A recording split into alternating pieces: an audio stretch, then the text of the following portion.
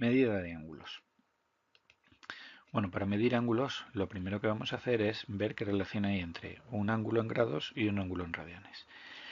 Si tomamos una circunferencia de radio unidad, pues podemos decir que la longitud, si yo empiezo en este punto y hago toda la circunferencia hasta volver al mismo punto, pues la longitud recorrida es 2πr, ¿vale? Eso es el perímetro de una circunferencia. Bien, como el radio es la unidad, pues cuando yo recorro esa circunferencia, pues he recorrido una longitud de 2π. Pero también he barrido un ángulo de 360 grados, ¿no? Entonces, ¿qué relación hay entre las dos? Pues 360 grados equivale a 2π radianes. Y ya está, a partir de ahí simplemente se hace reglas de 3 o bien decir que para un ángulo alfa en grados, su equivalencia en radianes viene dada así. Por ejemplo, si yo hago 90 grados, pues al sustituir alfa por 90 grados me queda 90 por 2, 180π entre 360, es decir, pi partido 2. Pues pi medios radianes es el ángulo equivalente a 90 grados. Triángulos rectángulos. Bueno, pues son aquellos triángulos que se caracterizan por tener un ángulo recto. Los otros dos ángulos no los conozco, son alfa y beta, y lo que sí puedo saber son las longitudes de los lados, que en este caso los he llamado como A, B y C. C es la hipotenusa porque es el lado más largo. El teorema de Pitágoras me permite resolver un triángulo rectángulo. Me dice que el cuadrado de la hipotenusa es igual a la suma de los cuadrados de los catetos. Pero también puedo resolver ese triángulo por lo que estamos viendo ahora, por trigonometría. ¿Qué me dice la trigonometría? Pues que el seno de un ángulo, en este caso alfa, hemos tomado este ángulo de aquí, es igual al cateto opuesto, este es el cateto opuesto al ángulo, ¿veis? Está enfrente del ángulo, partido por la hipotenusa, es decir, B partido C. Por otro lado, el coseno, ¿qué es? Pues el cateto contiguo, el cateto que está pegando al ángulo, partido por la hipotenusa, A partido C. Y la tangente, bueno, pues es la relación entre el cateto opuesto y el cateto contiguo. Si tomáramos el ángulo beta, que está aquí, pues ahora las relaciones trigonométricas lógicamente cambian. El seno va a ser A, porque ahora respecto del ángulo beta, A, el lado A, es el cateto opuesto, por lo tanto el seno de beta va a ser A partido C, coseno de beta B partido C y la tangente de beta A partido. Bueno, si nosotros volvemos de nuevo a la circunferencia de radiounidad, pues vemos que para un ángulo alfa cualquiera, este mismo, yo puedo, en el momento en el que corta ese ángulo a la circunferencia de radiounidad, establezco dos coordenadas rectangulares, x e y veo que aquí tengo un triángulo rectángulo con un ángulo recto. Entonces puedo aplicar trigonometría. Coseno de alfa, ¿que va a valer? Pues cateto contiguo, es decir, x partido por la hipotenusa, que es 1, ¿vale? Esta hipotenusa, como es el radio de la circunferencia, vale 1, pues es x partido 1, es decir, x. Y haciendo el mismo razonamiento para el seno de alfa, pues tenemos que el seno de alfa es y. Entonces, dentro de una circunferencia de radio unidad, el coseno se mide siempre en el eje x y el seno se mide siempre en el eje y. Pero solamente en la circunferencia de radio unidad, no en triángulos rectángulos. En un triángulo rectángulo, el seno no es este cateto y el coseno este, ¿vale? Bien, ¿y la tangente cómo se mide? Pues en una recta paralela al eje y que es tangente a la circunferencia en este punto. Entonces, cuando yo prolongo este ángulo hasta cortar este lado, pues la distancia desde este punto hasta el eje X va a ser la tangente del ángulo. Por otro lado, la tangente de un ángulo va a coincidir con la tangente de ese mismo ángulo más 180 grados, ¿vale? Lógicamente, si nosotros prolongamos esta línea recta, este ángulo, pues vemos que los dos ángulos van a coincidir. Eso es válido para los ángulos del primer y tercer cuadrante, para los del segundo y cuarto también vale. Los cuadrantes en trigonometría se nombran siempre en sentido contrario a las agujas del reloj. Empezamos con el primer cuadrante aquí, segundo, tercero y cuarto. Y los signos para coseno y seno van a ser positivo, positivo en el segundo cuadrante, negativo, positivo en el tercero, negativo, negativo y en el cuarto positivo, negativo.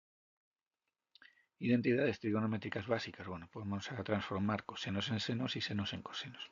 En primer lugar vamos a empezar dibujando aquí un ángulo alfa y viendo qué equivalencia tiene el coseno con el seno. Bueno, pues el coseno del ángulo alfa, que lo tenemos aquí dibujado, va a ser igual a ¿qué? Pues al seno de pi medios menos alfa.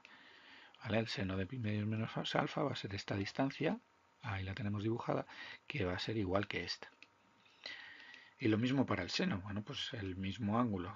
De nuevo, trazamos el ángulo alfa, ese va a ser el seno de alfa, y va a coincidir cuando hagamos el ángulo pi medios menos alfa con esta distancia de aquí. Esta distancia de aquí está en el eje horizontal, por tanto es el coseno.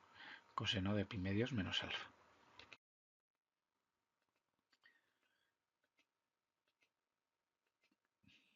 Bien, vamos a dibujar otro ángulo alfa y el ángulo menos alfa. Bueno, pues vemos que cuando yo conozco el ángulo alfa y el ángulo menos alfa, el coseno, que es esta distancia, esa distancia que tenemos ahí es común a los dos, es decir, el coseno de alfa y el coseno de menos alfa son iguales. Por otro lado, si miramos el seno, vemos que el seno de alfa y de menos alfa son también iguales, pero de sentidos contrarios. Bueno, hay una propiedad que me dice que si dos ángulos son complementarios, es decir, suman 90 grados, entonces sus razones trigonométricas, el seno de un ángulo y el coseno del otro, coinciden siempre, ¿vale? Y a la inversa. Entonces vamos a ver una forma muy sencilla o una regla mnemotécnica muy sencilla para aprenderse las razones trigonométricas de los ángulos del primer cuadrante. Entonces vamos a ver cómo nos aprendemos los ángulos para 0 grados, 30, 45, 60 y 90. Lo primero, bueno, seno, coseno y tangente es lo que vamos a deducir. Lo primero es dibujarnos o escribirnos los números correlativos del 0 al 4. Ya los tenemos. Ahora, ¿qué vamos a hacer? Pues vamos a calcular la raíz cuadrada de cada uno de ellos. Raíz de 0, 0, raíz de 1, 1, raíz de 2, raíz de 2, raíz de 3, raíz de 3 y raíz de 4, 2. Y ahora los dividimos por 2. Entonces, 0 entre 2, 0. 1 entre 2, 1 medio. Raíz de 2 entre 2, raíz de 2 entre 2. Raíz de 3 entre 2, raíz de 3 entre 2 y 2 entre 2, 1. Y ahora ya tenemos las razones trigonométricas del seno de cualquiera de estos ángulos. Pero como sabemos que si los ángulos son complementarios, es decir, suman 90 grados, el seno coincide con el coseno, pues lógicamente, ¿qué va a ocurrir? ¿Cuál es el ángulo complementario de 0 grados? Pues 90 grados. Entonces el seno de 0 y el coseno de 90 van a coincidir, ¿vale? O el seno de 90 y el coseno de 0. Lo mismo para 30 grados y 60 grados. 30 grados y 60 grados son ángulos complementarios, luego coinciden las razones trigonométricas. O dicho de otro modo, este término viene aquí, este término viene aquí y se cruzan, ¿vale? Los valores, excepto el de 45 grados que se queda donde está, porque lógicamente 45 grados su complementario es 45 grados. Y ahora para obtener la tangente solamente tenemos que dividir seno entre coseno. 0 entre 1, 0.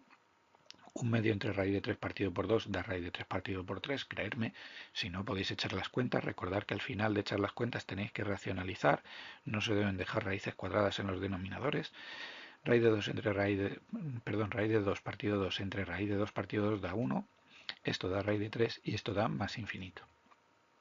¿De acuerdo? Entonces, las razones trigonométricas de los ángulos principales del primer cuadrante nos las debemos de saber de memoria. Bueno, y para triángulos no rectángulos, ¿qué tenemos?